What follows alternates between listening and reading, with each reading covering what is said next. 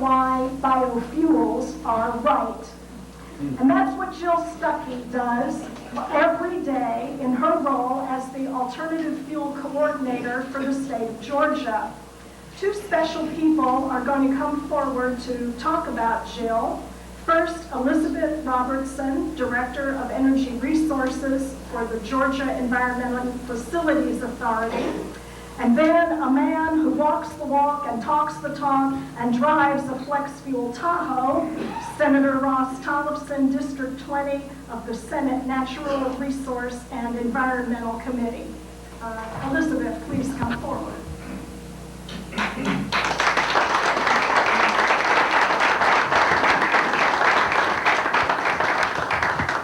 Tim Stewart and I just had a little stroll down memory lane a few minutes ago, trying to decide when indeed this coalition got started. It was officially designated in April of 2003, but probably 5 to 6 years went into getting it put together. And I think the biggest point that was made to get it put together was having steady leadership and continued interest. Y'all in Middle Georgia have amazing tenacity and persistence. And it was something that needed to be done, and every time the U.S. Department of Energy would change the rules and change the criteria to be able to designate a clean city, it meant step back, look again, and just the tenacity. And Tim, you were actually the first chair of the Clean Cities Coalition, and I know some of you might know this, but I think it's worthy of giving Tim, who's now retired from the city of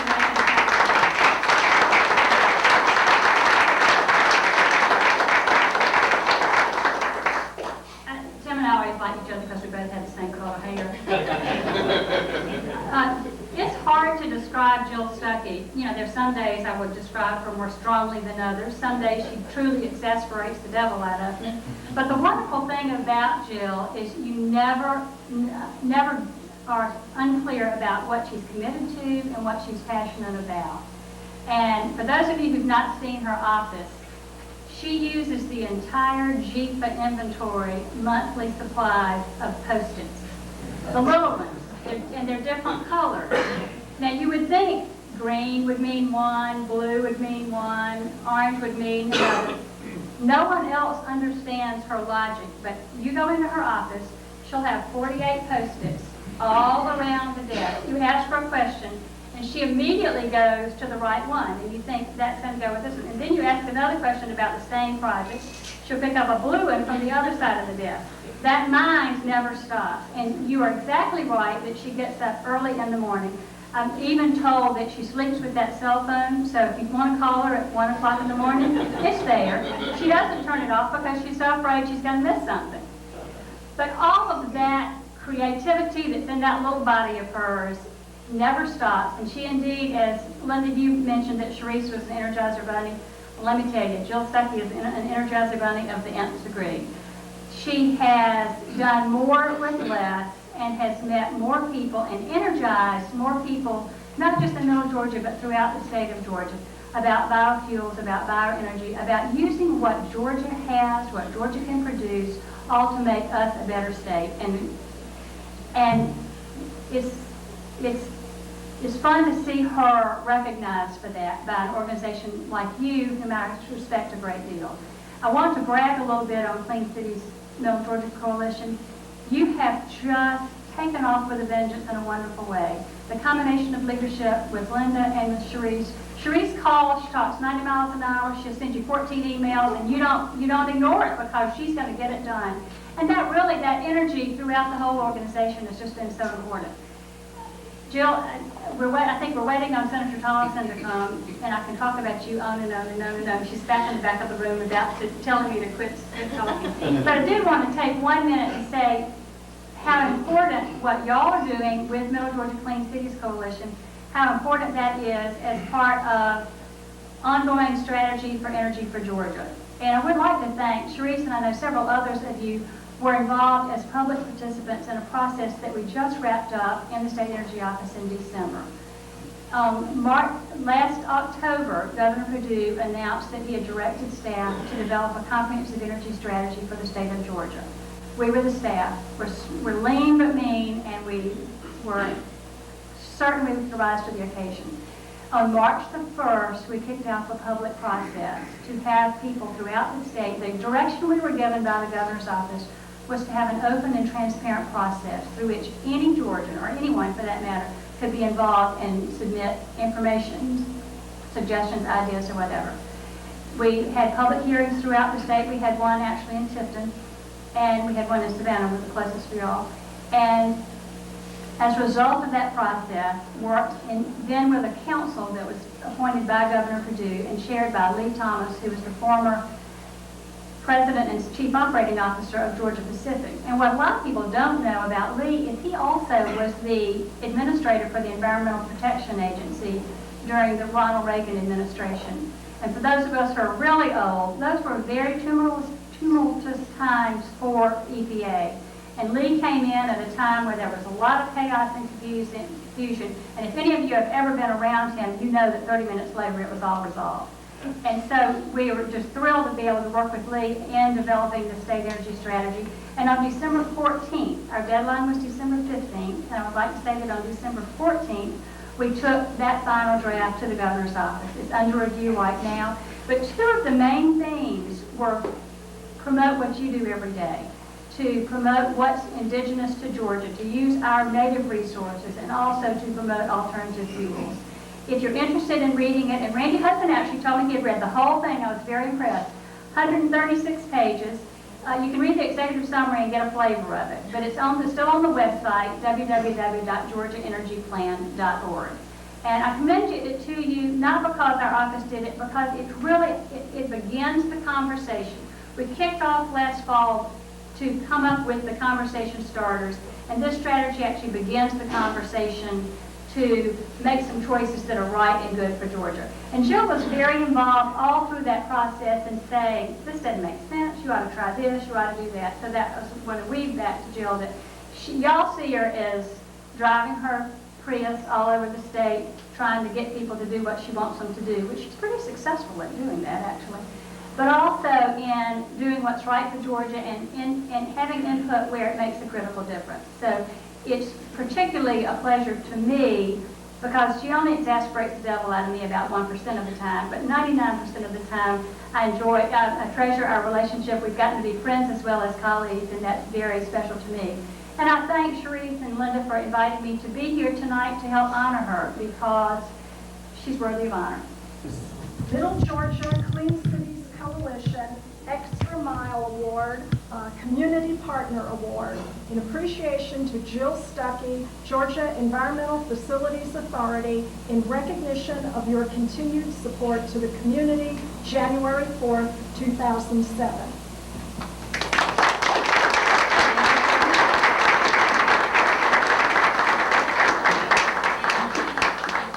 Elizabeth, thank you very much. That was very kind, and I appreciate you not going too far, not telling about the real me in the office.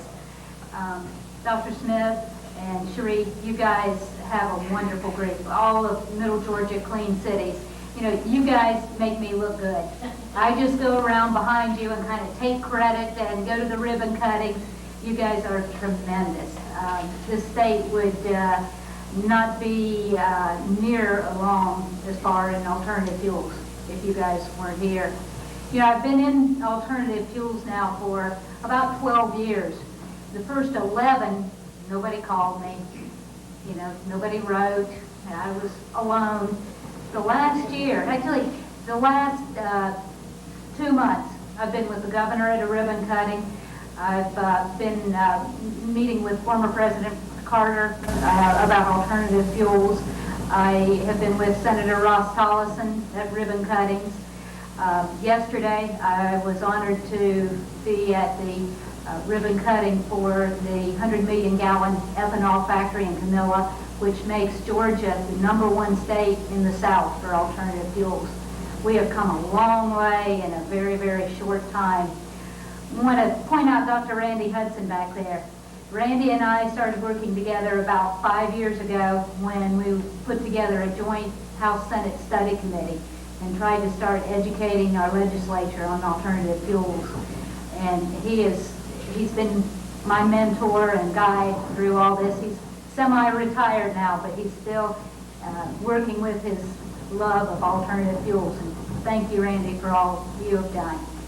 Thank you all again. This is a great honor, and I appreciate it. Our diamond donors and sponsors and supporters who've contributed to our success. I always want to recognize the legislators and their support team also. Let's see, I think the representative from Congressman Marshall's office is here. If you'll please stand and wave and introduce yourself. My name is Troy Wyndham. I'm with Congressman Jim Marshall's office.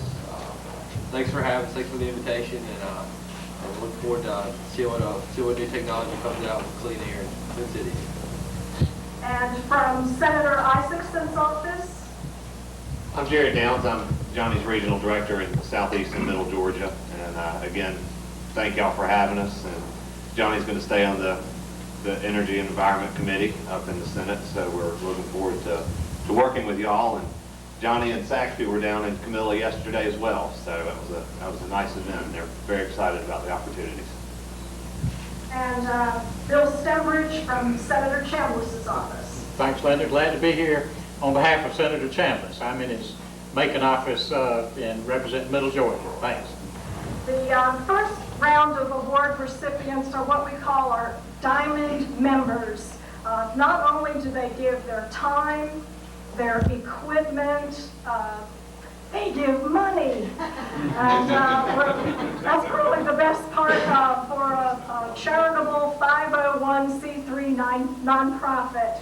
And so I ask all of them to come forward as their names are called. We're going to present their award, and I'd like them to stay so we can get a picture of the entire group. Representing Georgia Power, Mr. Tony Saxon. Representing Flint Energies, Billy Patterson. Representing the City of Macon, Sam Hughley. Representing Davis Oil Company, Dennis Burnett. Representing the Georgia Environmental Facilities Authority, Elizabeth Robertson.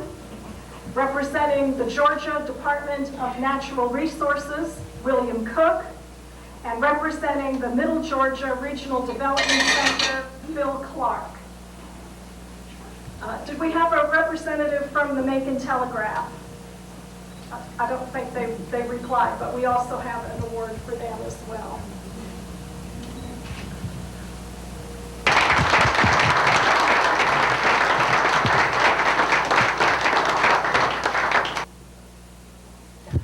We have two extra mile stakeholders. This award, you are elected by your peers on the election is by the members of the Clean Cities Coalition, and we had a tie. We had a tie with Mr. Dennis Burnett of the Davis Oil Company and Ed White, Alternative Fuel Solutions. If the two of you will come forward. Next we have the Extra Mile Community Partner Awards. And we have three of these. First to Commissioner Tommy Irvin of the Georgia Department of Agriculture for the Drive Clean and Green across Georgia. And I think he's being represented by Mike Snow. Okay. He's in the same traffic that Senator Thompson's in. And then Dale Stokes representing the Advanced Power Technology Office from Robins Air Force Base. And then, of course, Jill Stuckey, Georgia Environmental Facilities Authority. Bring your award back up. We'll take another picture. The Extra Mile Community Partner Award from the Middle Georgia Clean Air Coalition. And this person was elected by his peers on the coalition.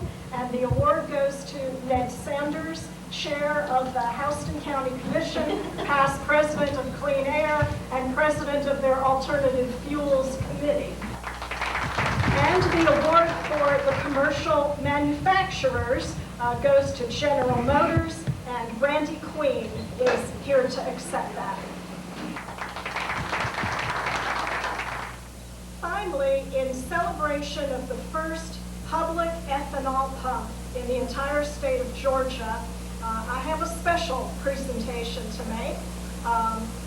And I'm going to invite the representative from Davis Oil, Davis Cozy, are you here? Or Dennis, you can accept for him. And this was the hometown newspaper, the Houston Daily Journal. Ethanol arrives, color photograph with the pump and the senator and the representatives from Davis Oil, and the headline states, "First public flex fuel pump opens." We want to thank Davis Oil for everything you did to get that in place. And I have the same award for Charise Stevens, who wrote that grant application to bring that funding to Georgia.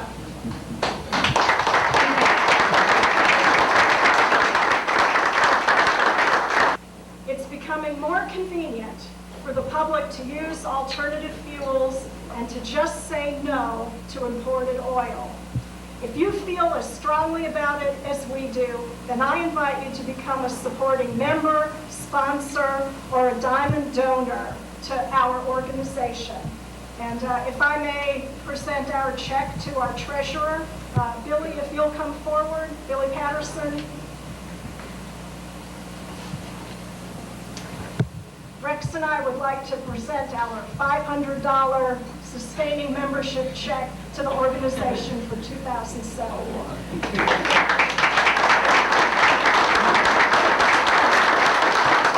And I'm retired. I'm not with a corporate sponsor. That's coming out of our pension for this organization. So if you feel as strongly about it as I do, you can cough up $50 to be a regular member. And I expect checks from everyone in the room as a personal donation. But because you are here today, we're one step closer to arriving on the doorstep of an America powered by renewable fuels. We're taking that final road toward ending our nation's dependency on foreign oil. Just one small drop of biofuel, one giant flood of alternative fuel for America. Thank you for being here. Have a safe trip home. Enjoy the rest of the refreshments, and if the award winners could please come forward again, we're going to take some more pictures. One of the issues that we're really working on is trying to deliver the E85 ethanol to the consumer by having the dispensers at the gas stations for the consumer when they pull up to purchase the ethanol.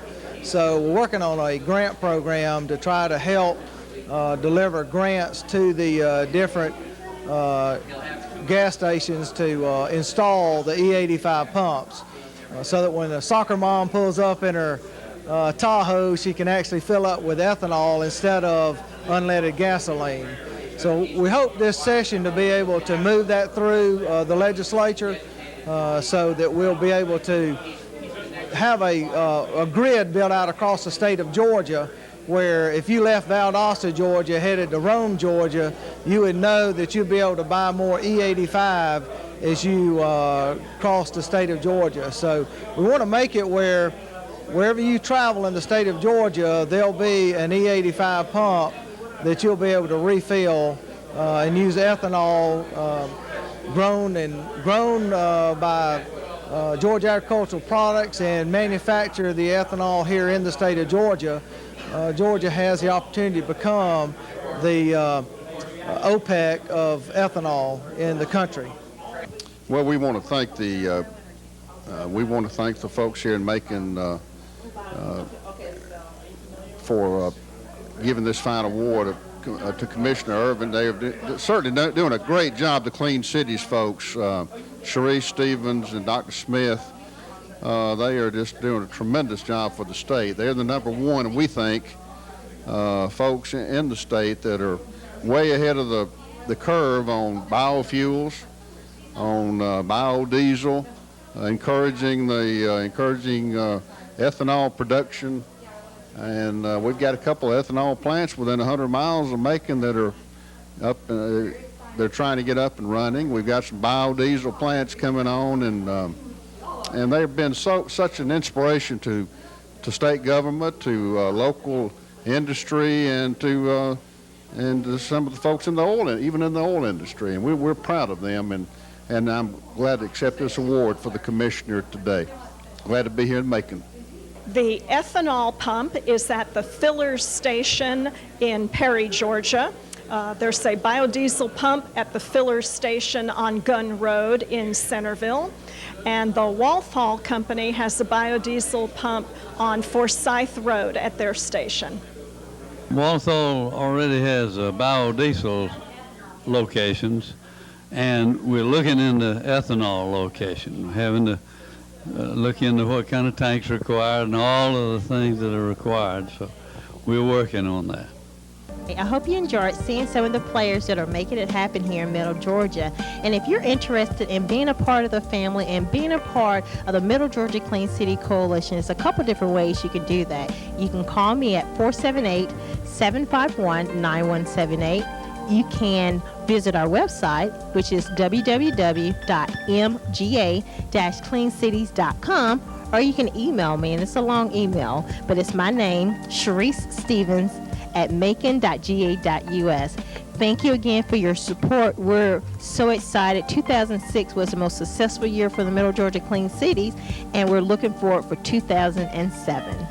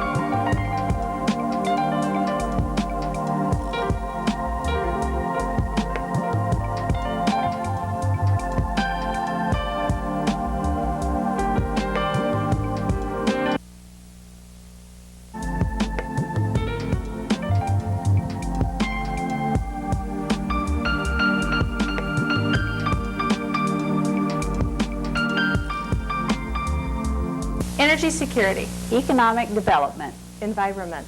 Since 1993, Clean Cities has displaced over 1 billion gallons of petroleum with our alternative fuels program. And that number is growing. We invite you to become a member of your local Clean City Coalition. And be part of a national movement with a proven track record of success. Clean Cities. Join us today.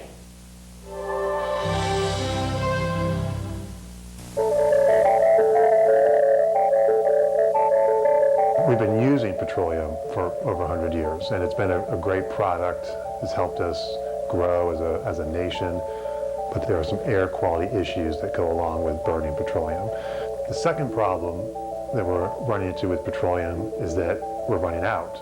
It appears that we may be at or near peak production, after which it's going to be harder and harder to find new reserves. Not to say there's not any there, but it's going to be very expensive to capture that last little bit. The United States is actually importing 64% of the oil that we use, and that's pretty high. So that's why we're very subject to increase gas prices, and we have to pay them because we're so dependent. We're a nation that was founded on independence when we celebrate Independence Day. And here we are becoming so dependent on something as crucial to our economy as petroleum.